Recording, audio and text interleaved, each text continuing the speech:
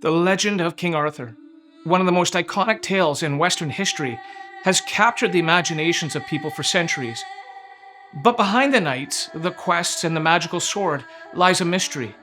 Was Arthur a real king, or merely a myth? Was Camelot a real place, or just a symbol of an ideal world? On this episode of the World's Greatest Mysteries and Legends, we'll dive into the legend of King Arthur, exploring its origins, key elements, and the mysteries that continue to puzzle historians and storytellers alike. The core of the Arthurian legend is familiar to many. A noble king who unites Britain against the Saxons, gathers a band of knights around the famous Round Table, and embarks on epic quests in pursuit of honor and the Holy Grail. But this seemingly straightforward tale is more complex than it first appears. The most famous story of all is the moment Arthur proves his destiny, pulling the sword Excalibur from a stone.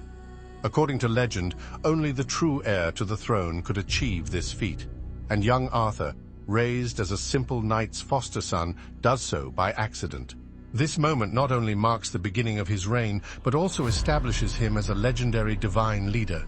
But was this the act of a real man, or was it the creation of storytellers blending history with myth? Scholars have long debated the historical existence of King Arthur.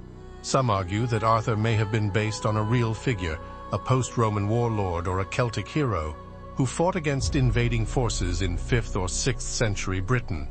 Others believe he was entirely a product of myth, his legend built up over time into a symbol of ideal kingship. Despite numerous theories, no definitive historical evidence has ever emerged to prove Arthur's existence. The location of his famed castle, Camelot, is another mystery.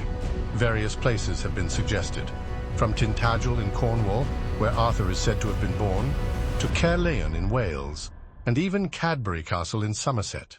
Yet, no archaeological evidence has confirmed the existence of a Camelot as depicted in the tales. Perhaps Camelot is not meant to be a literal city, but rather a representation of an idealized kingdom, a utopia where justice and honor reign. Excalibur itself, Arthur's magical sword, adds another layer of intrigue to the legend. Some versions tell us that it was given to Arthur by the Lady of the Lake, a mystical figure who embodies the magical elements of Arthur's world. Others argue that Excalibur is simply a symbol of Arthur's divine right to rule.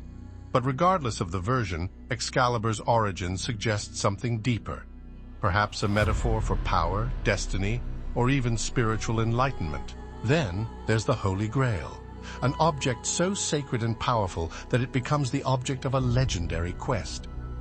The Grail's connection to the Last Supper and its potential to bestow divine grace or purity makes it one of the most significant symbols in the Arthurian legend. Yet the quest for the Grail is often presented as incomplete, with only the purest knights, like Sir Galahad, able to approach it. What is the Grail really a symbol of? Spiritual perfection, or the unattainable? And of course, there's the tragic end to Arthur's tale. In most versions of the story, Arthur is fatally wounded at the Battle of Camlan, where he faces betrayal at the hands of his son, Mordred. Mortally injured, Arthur is taken to Avalon, a mystical island, where he is said to rest and perhaps one day return. This idea of a once and future king adds an enduring hope to the legend, suggesting that Arthur is not merely a king of the past, but a timeless symbol of leadership and justice. Whether King Arthur was a real man or a legendary figure, the mystery surrounding his story only adds to its enduring power.